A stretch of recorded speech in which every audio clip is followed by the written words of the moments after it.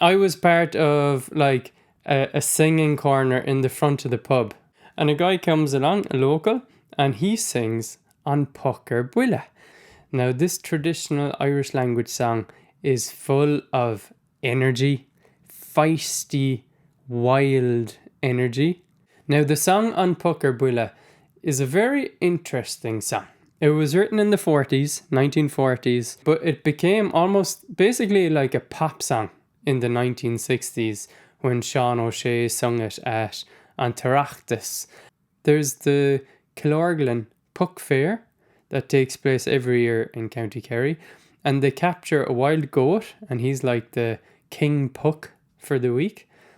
This festival, in different forms, has taken place over 400 years.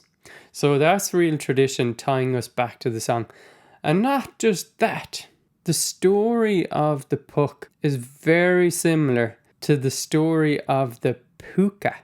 So there's very similar spelling there. So we suspect that there's a link there between the puck and the puka. The puka is this shape-shifting kind of monster, and it's animalistic, and it captures people who are walking alone in the countryside late at night. It throws them on its back